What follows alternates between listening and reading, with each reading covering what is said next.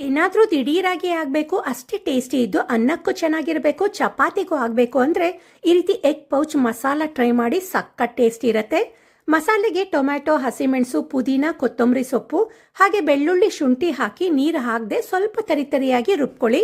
ಈಗ ಒಗ್ಗರಣೆಗೆ ಎಣ್ಣೆ ಕಾಯಿಸಿ ಜೀರಿಗೆ, ಚಕ್ಕೆ, ಲವಂಗ, ಏಲಕ್ಕಿ, ಬಿರಿಯಾನಿ ಎಲೆ ಹಾಕಿ ಫ್ರೈ ಮಾಡಿಕೊಂಡು ಚಿಕ್ಕದಾಗಿ ಹೆಚ್ಚಿದ ಈರುಳ್ಳಿ, ರುಚಿಗೆ ತಕ್ಕಷ್ಟು ಉಪ್ಪು, ಕರಿಬೇವು ಹಾಕಿ ಈರುಳ್ಳಿನ ಚೆನ್ನಾಗಿ ಫ್ರೈ ಮಾಡ್ಕೊಳ್ಬೇಕು. ನಂತರ ಅರಿಶಿಣ, ಖಾರದ ಪುಡಿ, ಕೊತ್ತಂಬರಿ ಪುಡಿ, ಗರಂ ಮಸಾಲ ಪೌಡರ್ ಹಾಕಿ ಚೆನ್ನಾಗಿ ಮಿಕ್ಸ್ ಮಾಡ್ಕೊಳ್ಳಿ. ಈಗ ರುಬ್ಕೊಂಡ ಮಸಾಲೆನ ಹಾಕಿ ಹಸಿ ವಾಸನೆ ಹೋಗೋ ತನಕ ಫ್ರೈ ಮಾಡಿಕೊಂಡು ಇದಕ್ಕೆ ಜಾಸ್ತಿ ನೀರು ಹಾಕದೆ ಅರ್ಧ ಕಪ್ಪಷ್ಟು ನೀರನ್ನು ಹಾಕಿ ಚೆನ್ನಾಗಿ ಕುದಿಸ್ಕೊಳ್ಬೇಕು.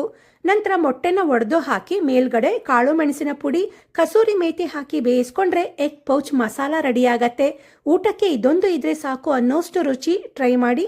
ರೆಸಿಪಿ ಇಷ್ಟ ಆದರೆ ವಿಡಿಯೋಗೆ ಲೈಕ್ ಕೊಟ್ಟು ನನ್ನ ಪೇಜ್ನ ಫಾಲೋ ಮಾಡಿ.